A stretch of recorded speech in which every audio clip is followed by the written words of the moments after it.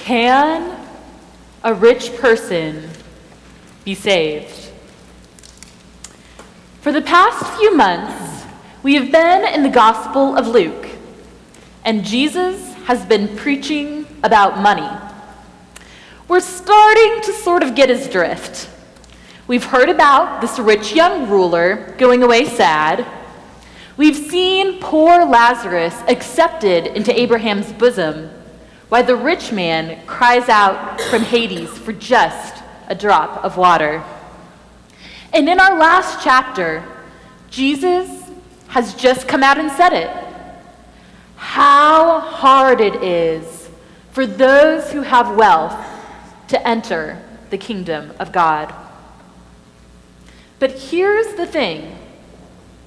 Can a rich person be saved is not just some question out there, some rhetorical, theoretical, ultimately impractical question.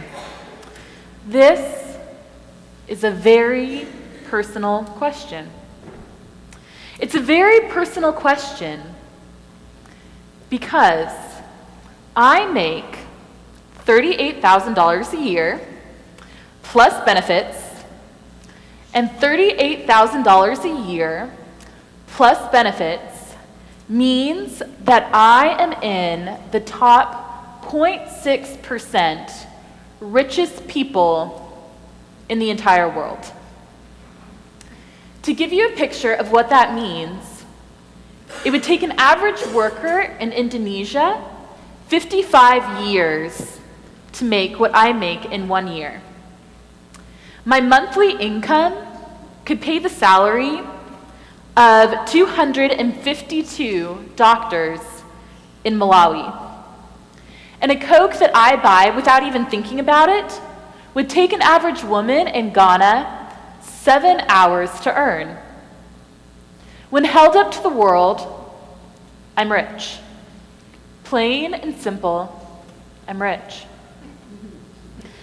So when Mary praises God and says, "He has filled the hungry with good things and sent the rich away empty," I know which side I sit on, and it's not the hungry side.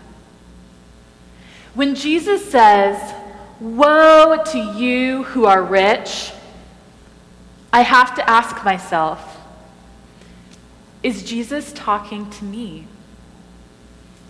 At chapter 19 in the Gospel of Luke, the question isn't going away.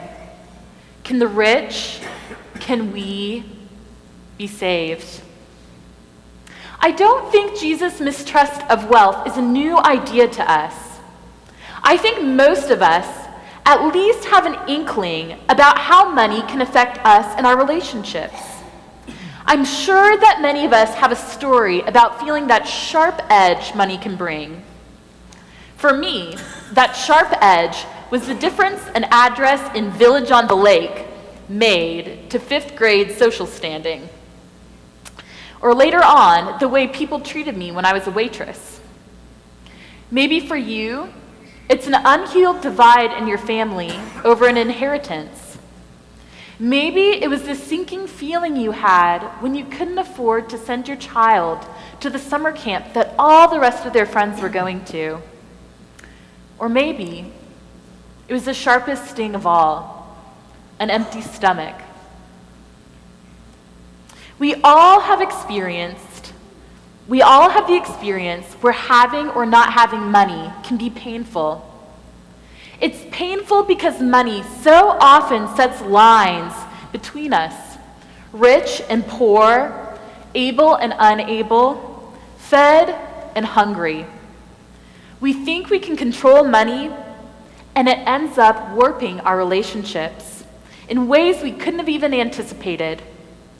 It is hard for one who is rich to be a part of the family of God.